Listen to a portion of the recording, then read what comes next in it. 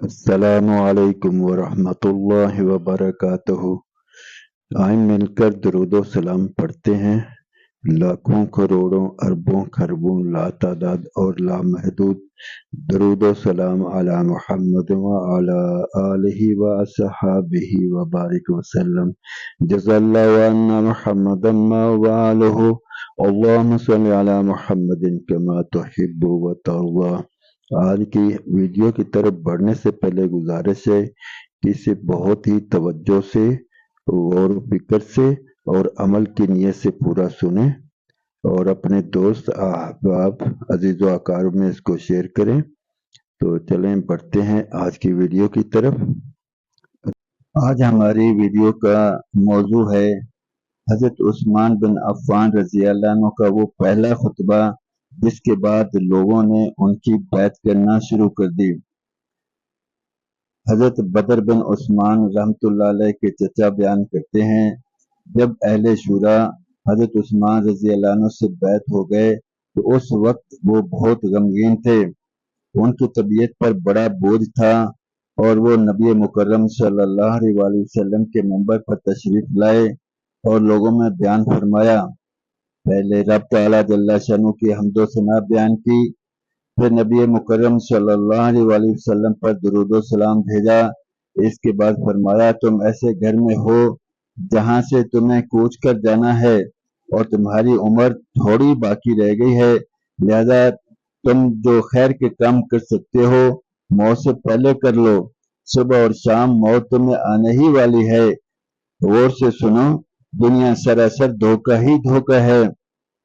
سورہ لقمان آیت نمبر 33 میں رب تعالیٰ جل شانہ ارشاد فرماتے ہیں، سو تم کو دنیاوی زندگانی دھوکہ میں نہ ڈالے اور نہ وہ دھوکہ باز یعنی شیطان اللہ تعالیٰ جل شانہ سے دھوکہ میں ڈالے۔ اور جو لوگ جا چکے ہیں ان سے عبرت حاصل کرو اور خوب محنت کرو اور غفلت سے کام نہ لو، کیونکہ موت کا فرشتہ تم سے کبھی غافل نہیں ہوتا۔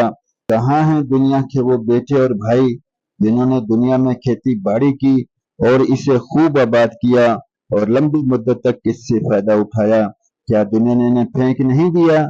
کیونکہ حق تعالیٰ جل شانہ نے دنیا کو پھینکا ہوا ہے، اس لیے تم بھی اسے پھینک دو اور آخرت کو طلب کرو، کیونکہ اللہ تعالیٰ جل شانہ نے دنیا کی اور آخرت کی جو کہ دنیا سے بہتر ہے، دونوں کی مثال سورہ کہف آیت نمبر 45 اور 46 میں ارشاد فرمائی ہے۔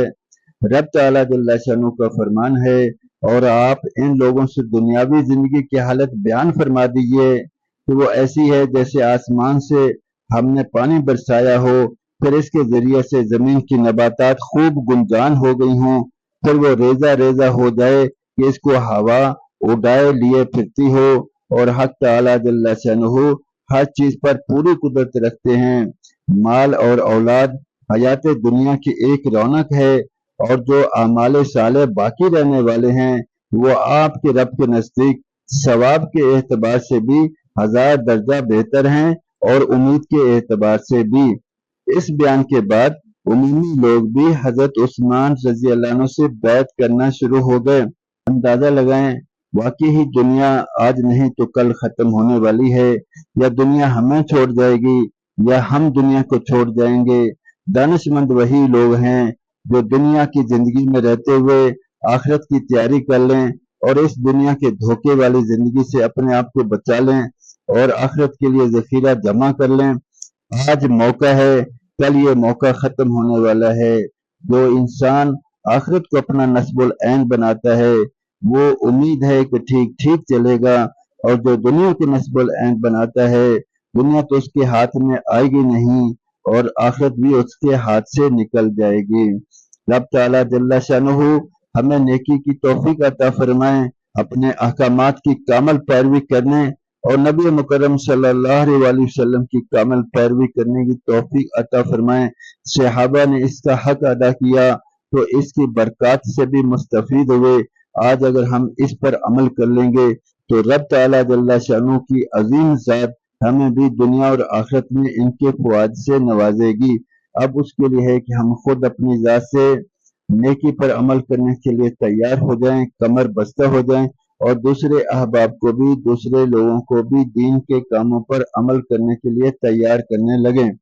دوست احباب عزیز و اقارب کو نیکی پر لگائیں گے، نیکی کرنے پر لوگوں کو تیار کرنے کی محنت پر لگائیں گے، تو انشاءاللہ چراغ سے چراغ جلتے جلتے اللہ رب العزت کے حکم سے، اللہ رب العزت کے فضل سے دنیا بھر میں دین کی روشنی پھیلے گی، کفر کی ضلالت اور ظلمت ختم ہوگی۔